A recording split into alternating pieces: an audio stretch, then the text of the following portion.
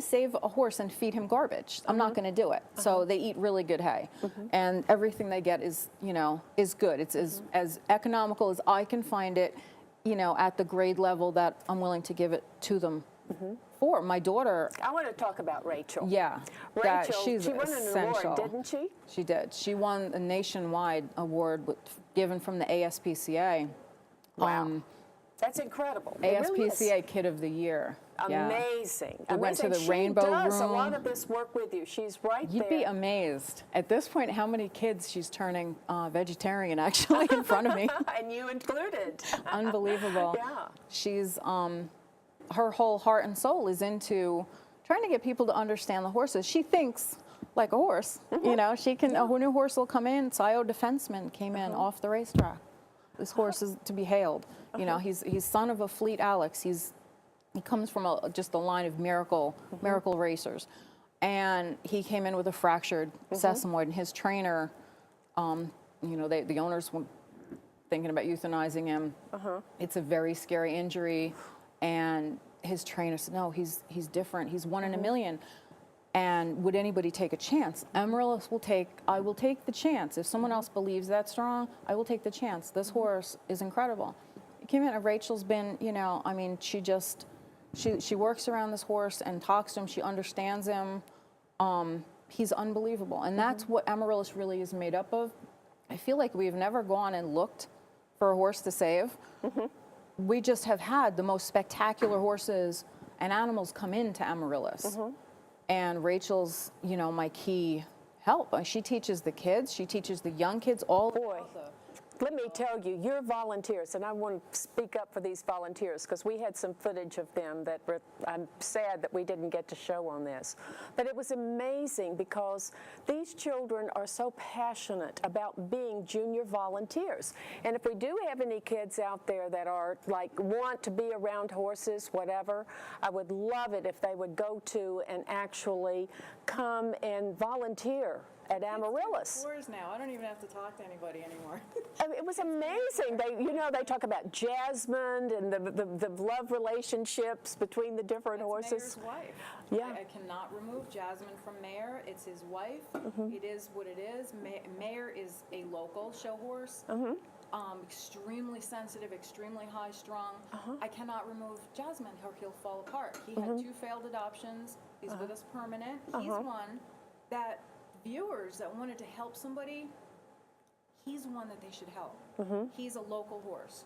He won in the Hampton Classic. You know, he's now 22.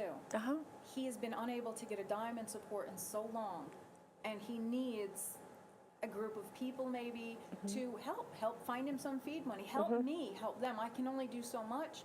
You know, I've taken them in, yes. And a lot of them I've taken them in thinking that they were going to get a great, awesome, amazing home. Realized they did for a year, and then they came back. So It's like a boomerang, you know, they come, they go, they come, they go.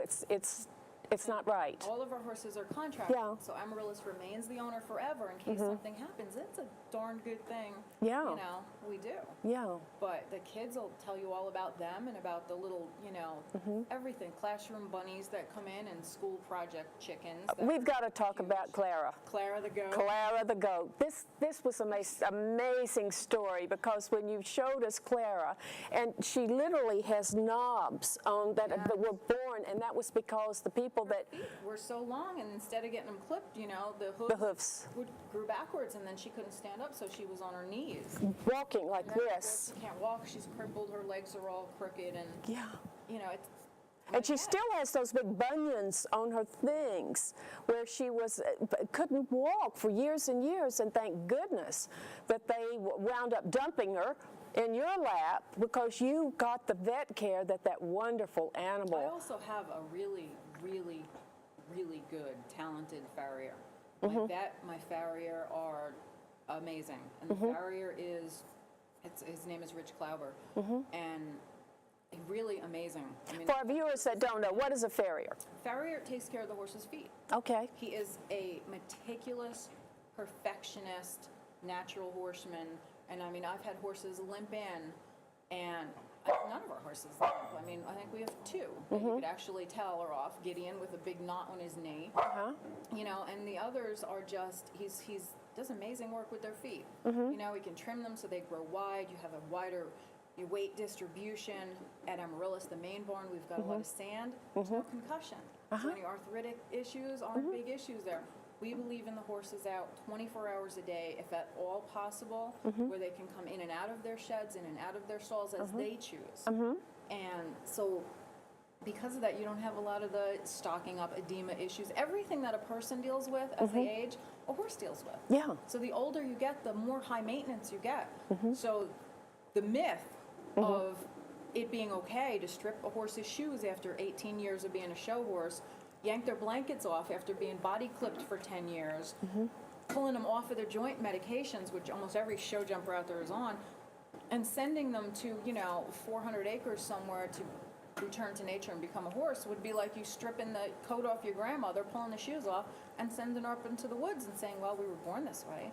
Have a good time with that. Right. It's torture. It's the worst, horrible kind of torture. And then you hear, well, yeah, they died a couple years later. Well, yeah. Right. You know, I have horses that'll drop weight all of a sudden in front of me, and up goes, you know, whatever it needs to be. The food changes, supplements increase because they continually become high maintenance. Horses get Cushing's, people get Cushing's.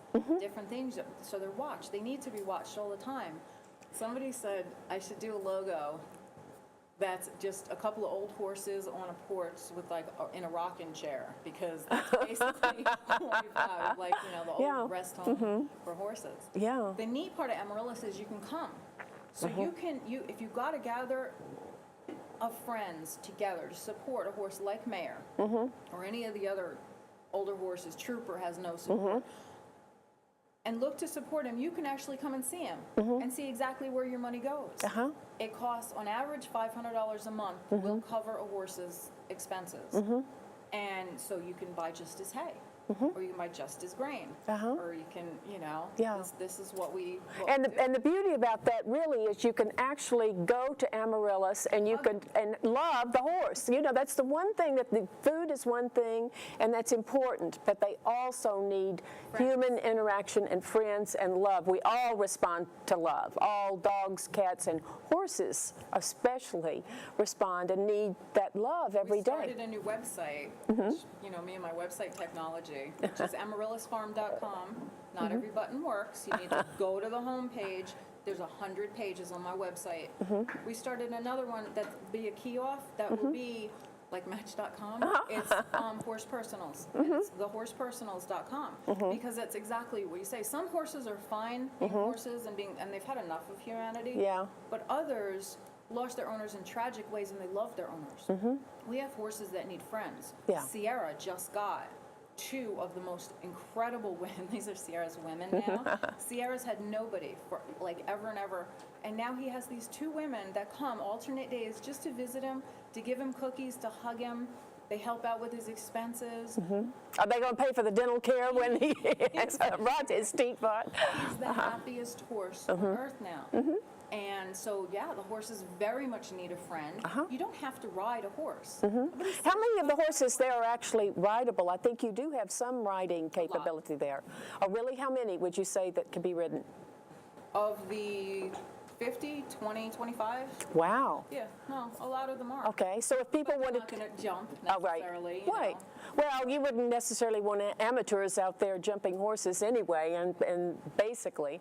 But the thing of it is, that's a wonderful family thing to do, is to bring your kids. You don't have to invest in a horse necessarily, but I'm hoping that you do charge something for people coming out to ride the horses, so that it goes back to the thing. We do lessons. We do, you know, everything we can to help facilitate the feed bill and you know, their life with us. A horse like Chase. Chase won Jolie's Intention. He won $307,000 on the racetrack. Wow. Saved off a slaughter truck, but not once, twice. Wow. This horse needs support. Plus, he'd like someone to come visit him.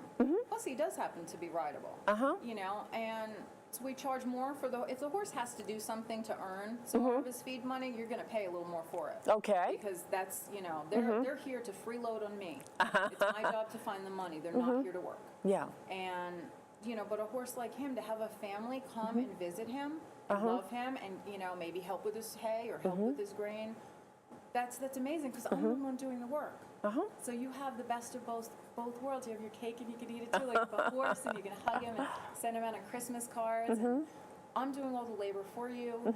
You know, it's perfect, and this makes the horse happy, and everyone's happy. And it's also a beautiful environment. You know, it's a beautiful environment. I think Nikki's giving us a 2-minute warning.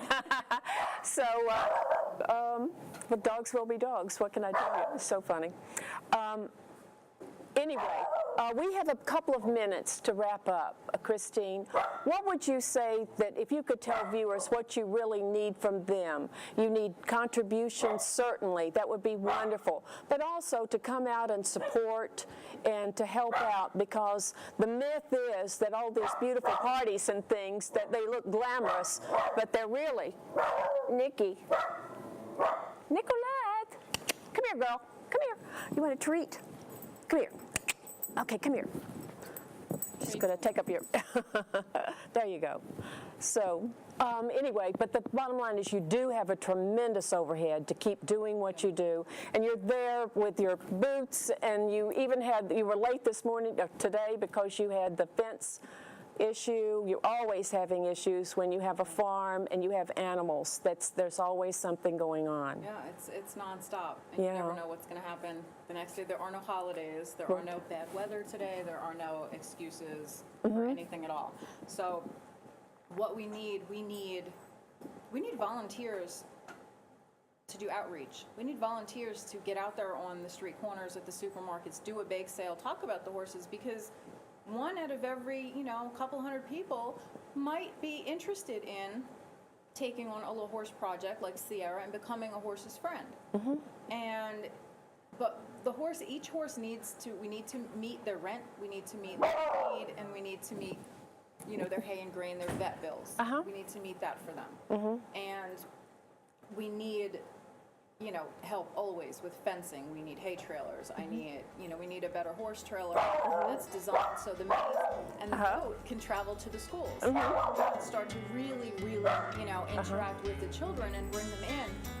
So you don't realize most of the local petting farms and local summer camps, we have their throwaway animals. That's how we got them. Because at the end of the season, when they're done, they're dead. We have them. So when other petting farms rise up, you start seeing the advertisement, and volunteers come back and they're like, that's not fair. No, it's not fair. But understand, when I have a duck, just because he's not big, fat, white, smiley duck, I'm not really cute anymore. Support us, because we are supporting them. Right. We're supporting them forever. You never have to worry again. So, thank you so much, Christine. Thank you. So.